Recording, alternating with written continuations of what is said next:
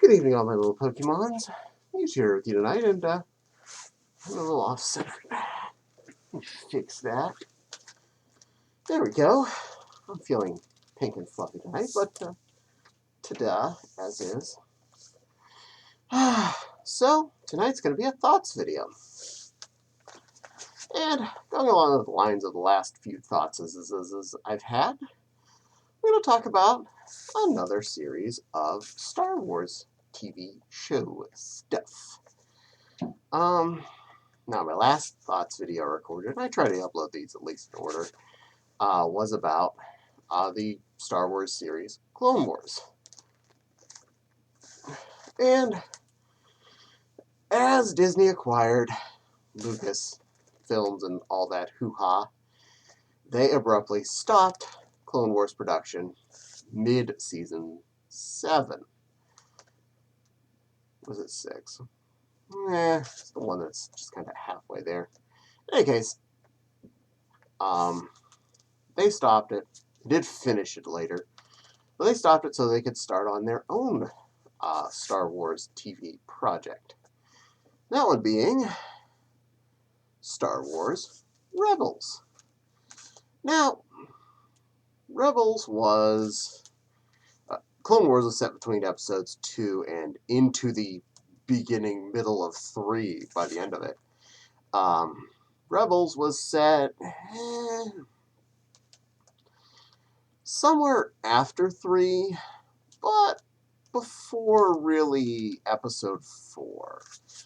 I can't really be 100% sure where the end point showed up.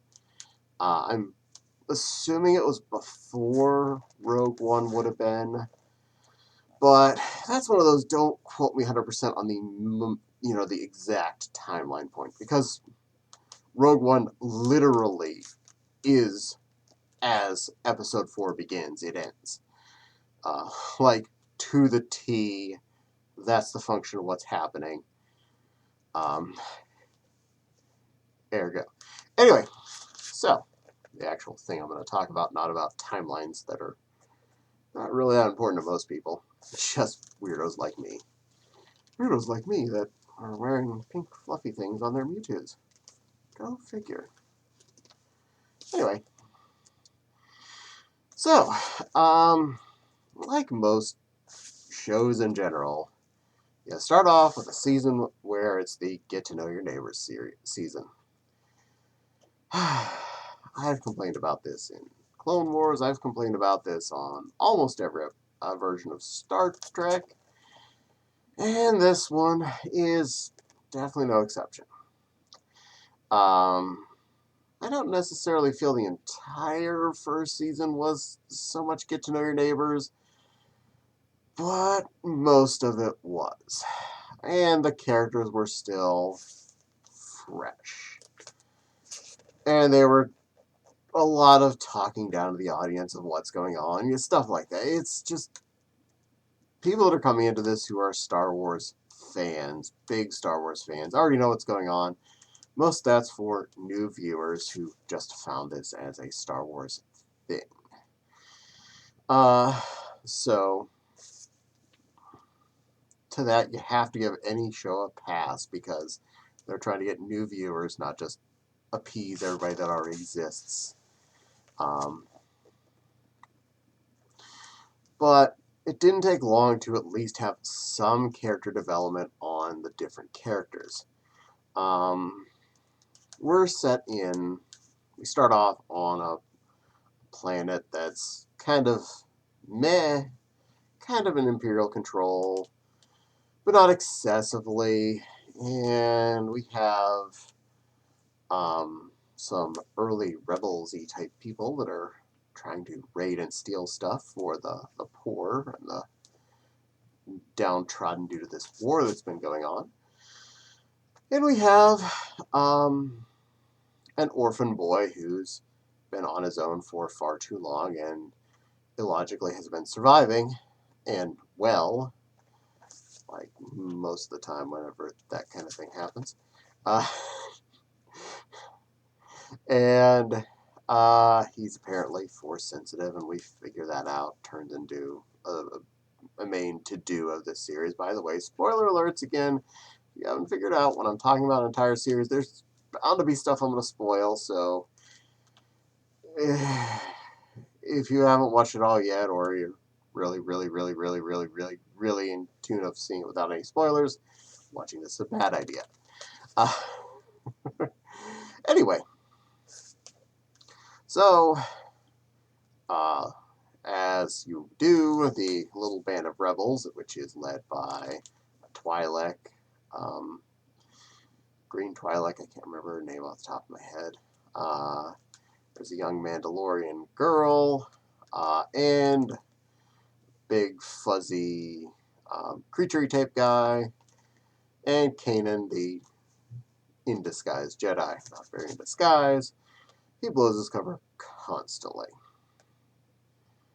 Probably remember some of their names as I go through, like Syndulla, which is the Twi'lek, and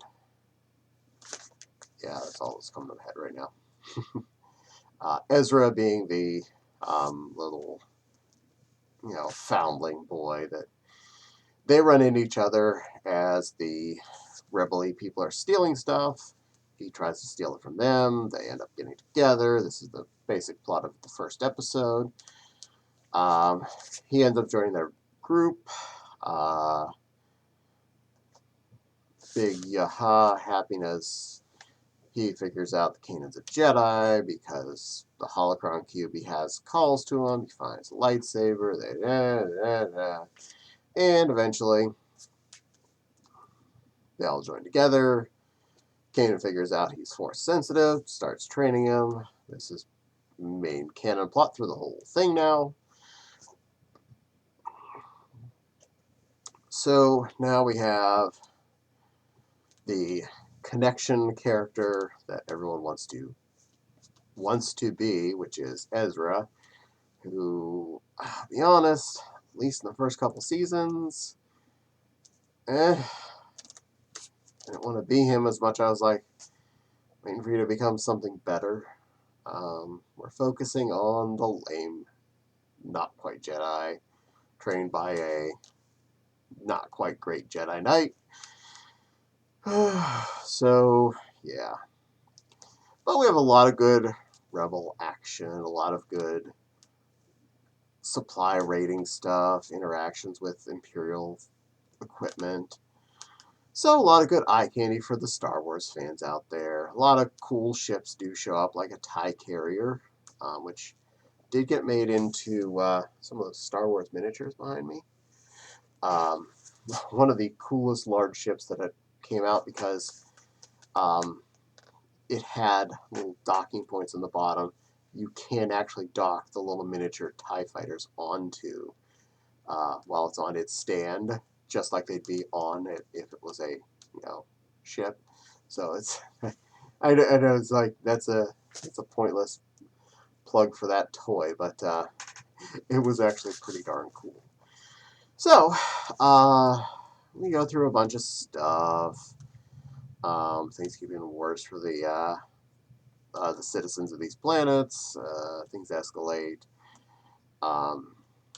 We find that our informant character throughout the first season was actually Ahsoka Tano from Clone Wars. So yay, happy day. She comes into the play. Once she's revealed herself, she becomes part of the party, as it were. This also is the point whenever the rebellion really starts to become more of a rebellion and not just like 5 people on a ship. Which also, that ship's on that shelf too.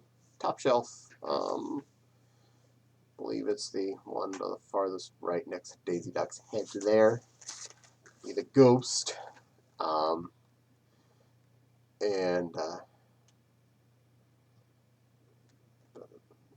Yeah, that's up there. Anyway, cool ship. Very Millennium Falcon-esque in the sense that it's big enough to house people.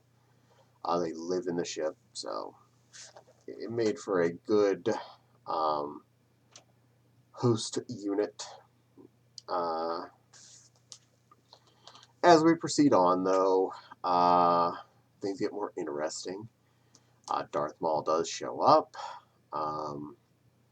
During the Ahsoka Init series, Darth Vader actually comes down to play an important role as the head bad guy. So that was actually really nice. Ezra starts getting better as a Jedi, makes his own lightsaber. Awesome. And so we have a Jedi and a Padawan type guy doing the duties, as well as the occasional hit up of Ahsoka Tano, just coming up and doing her thing as well. Besides Vader, we also had the Inquisitors, which were dark, forcey, Sithy type people that were stopped questing to find and kill remaining Jedi. We started with one when it died. We got a couple more. There was another one that came in just for a single episode. But we had those characters to play their special roles of really scary bad guys. All that in the same time, we also had Vader honking around out there doing cray-cray stuff. Whew. Are you still with me here? This is only a 4-season show. A lot happened.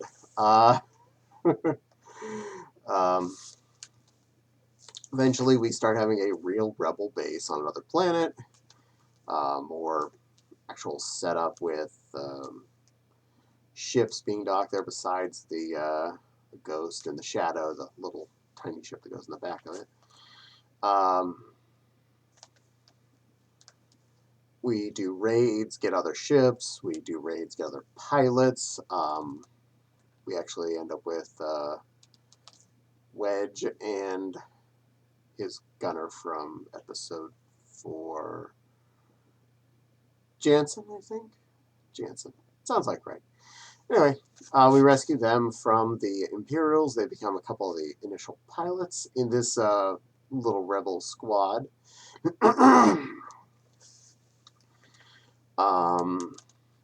End up getting more and more ships here and there. Which is cool. It actually does show escalation of the rebels gaining hardware, cruisers, and fighters, and other whatnots. Actually gave a reason why the Y-Wings looked so much more torn down than they were in the Clone Wars, because they were literally being torn down and being recycled when they were stolen. So that's a thing.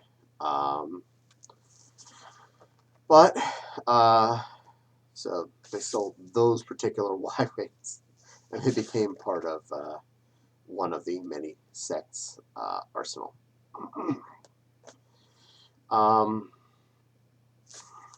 During the end of the second season, we had a major change-up. This was in the battle with Darth Vader and stuff, and a bunch of the Inquisitors were there, and Darth Maul was there, and there was a lot of lightsaber going on. Kanan got all blind. This, I felt kind of cool, kind of, that's, oh, wow, major change, more along the lines of, I actually feel like this kind of was a detractant. Wounding is one thing, making it unable to see made him a lot less plausible as a continuing mentor slash more leadery role, because he could no longer pilot a ship or whatever. It was really, really a monkey wrench in their potential future episodes. It definitely showed later on. Not saying it's a bad series, but it could have been better had we not added that in.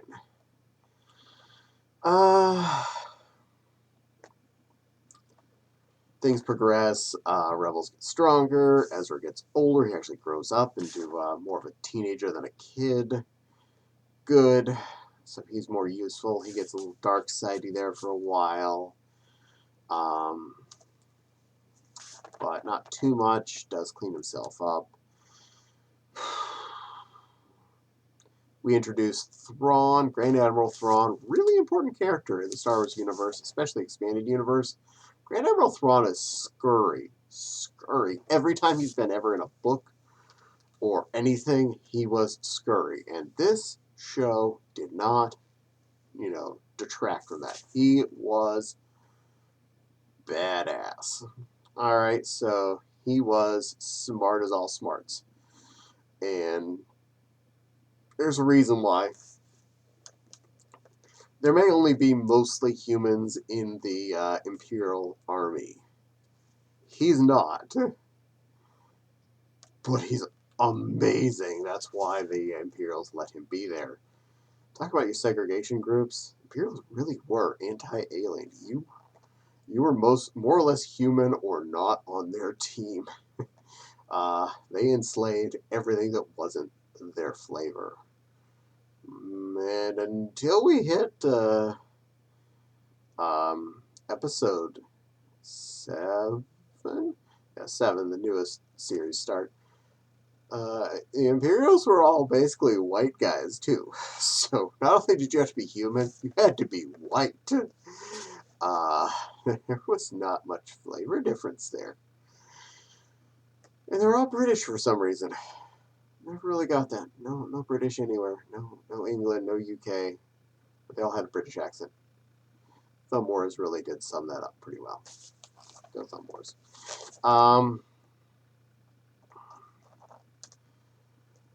But the battle with Vader, Ahsoka did kind of get estranged off from the group, so she's out of the game from there on. She did actually get to find out that her former master was under the mask as she broke part of his mask in the battle. Kinda sad because that made it so she was not going to be able to finish him off since she now saw who he was and she loved him too much to kill him. Yeah. Could have fixed this whole thing there, Ahsoka. Just like Obi-Wan could have. Yeah. In the end, though, we do get some closure on Darth Maul. He ends up eventually dying next to Obi-Wan on Tatooine. And his role from Clone Wars was amazing. I was so glad that they let him still be in existence here in Rebels, that he got a continuation, a real full conclusion throughout this whole thing. So Darth Maul actually comes to an end. Sadly, in the final season of Rebels, we do end up with Kanan dies, saving everyone, and a few episodes later, when the series does end, Ezra basically lets himself be sacrificed in the process of trying to, we're assuming, take out Grand Admiral Thrawn. Spoiler, the new series I just saw today, the Ahsoka series, I think it was going to be. It's going to be about questing for Ezra and Thrawn out there somewhere in space. So, cool. They both might still be alive.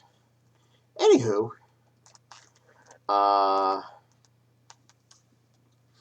in all, they end up saving the planet. That was the initial story point planet from Imperial hold. The Rebel fleet has somewhat of a victory. We destroy the main complex. It gets sent up into space and go boom. Yay. I don't want to get into all the little details of every episode, but I'm going to say overall, this series had a lot going for it, and I'm pretty happy with it. It's not as good as Clone Wars by far, but it is definitely right up there in the it's a good watch. It's got a lot of good Star Wars eye candy. I just feel like we were constantly stuck in looking at it through a keyhole when we could have been looking at more of a wider picture. Because we were constantly just focused on this little troop that was started off in the beginning and their attributes of this, as opposed to more of the grand scale of, as far as it would be, rebels, not reblets. I'm sure that would have taken a lot more time and expensive writing to incorporate more rebel cells and more rebel contacts. But hey, I'm not the one that wrote it, so I can't fix everything. But I can definitely say it's worth a watch. And if you have Disney Plus, you're in luck. The whole thing is on there from beginning to end. So just click it, press play, and enjoy it till you can't stand it anymore, or you run out. Also did come out on Blu-ray, DVD, was on television, etc. I actually own the Blu-ray discs of the whole thing. So yay, I can watch it whenever I want, even if I give up Disney Plus, which I don't plan on doing. That's actually a good service. Especially whenever you're trying to look for something to watch. And they keep coming out with new stuff, so more Star Wars things that show up there. Worth my time. And Bluey. There's Bluey on there. You gotta have that. So there we are. Star Wars Rebels, good show. Did I get into every detail? Oh, no. I mean, it's 4 seasons. I can't just talk about every episode in one little video like this and make every detail be said. I just got over most of the major plot points and why it was pretty cool. So, definitely recommend a watch if you haven't. Even after listening to me and hearing some of the spoiler bits, I am sure you will still enjoy yourself. Yeah, do that thing. So, as we are now at the end, I definitely want to thank you all for spending some time listening to this Mewtwo babble on while being all fluffy and stuff. Please don't forget to like, comment, subscribe, the little dingly bell for the little dingly bell, let you know when I post new videos. Lately, I've been wearing a lot of Mewtwo and Daisy rabbits, so there's a good chance you'll see one of those two of you hit that dingly bell, because I'm going to wear them. Yep. Anyway, and Patreon link is in the description box below if you're so inclined. I appreciate every penny donated. It does help support the channel and helps me make better videos for you. For now, all my little lovely pokies, I'm going to sign off and do other things. Thank you for spending time with me and listening to this Mon babble at you. And I'll see you all again on a future video.